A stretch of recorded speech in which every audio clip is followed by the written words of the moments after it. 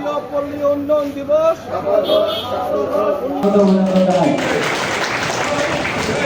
আজকে যাদের নিয়ে এই অনুষ্ঠান, আমার সেই প্রাণের মানুষগুলো যারা আমাদের এই সমাজ গঠনের জন্য, আমাদের একটি সুন্দর সমৃদ্ধ বাংলাদেশ গড়ার জন্য যাদের সবচেয়ে বেশি ভূমিকা, সেই প্রিয় সমবয়ী মা ভাই বোনেরা, সবাইকে জানাই আমি আমার ব্যক্তিগত পক্ষ থেকে এবং এদেশের 18 কোটি মানুষের নয়নের মণি মাননীয় প্রধানমন্ত্রী জনাব তারেক রহমানের পক্ষ থেকে শুভেচ্ছা এবং অভিনন্দন।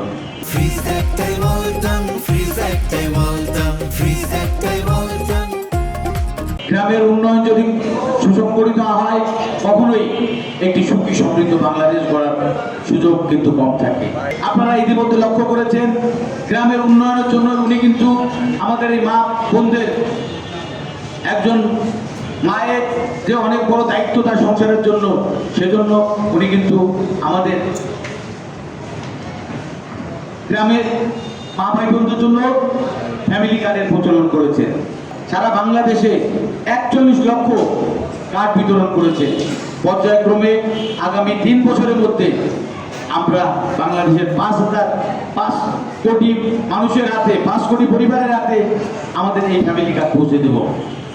মাননীয় প্রধানমন্ত্রী জনাব তারেক রহমান নির্বাচনের পূর্বে কথা দিয়েছিলেন কৃষিকাজের কথা। এদেশের কৃষক সমাজ যাতে ভালো থাকে, তারা যাতে সুন্দরভাবে ফসল উৎপাদন করে ন্যায্য মূল্য পায়, সেজন্য উনি কৃষিকাজের প্রচলন করেছেন।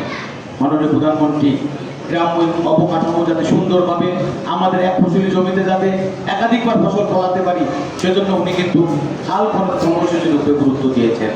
বিএনপি সরকার চায় একটি আধুনিক বাংলাদেশ গড়তে, এবং সেই আধুনিক বাংলাদেশ গড়তে হলে সর্বপ্রথম গুরুত্ব দিতে হবে আমাদের এই গ্রামীণ অবকাঠামো, গ্রামীণ শিক্ষা, গ্রামীণ রাস্তাঘাট, গ্রামীণ এই মা ভাই বোনদের স্বাস্থ্য শিক্ষার উপরে সবচেয়ে বেশি গুরুত্ব দিতে হবে।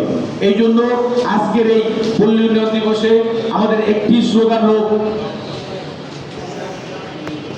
উন্নত পল্লী সমৃদ্ধ দেশ, সবার আগে বাংলাদেশ, যেটা বিএনপি তার নির্বাচনী ইশতেহারে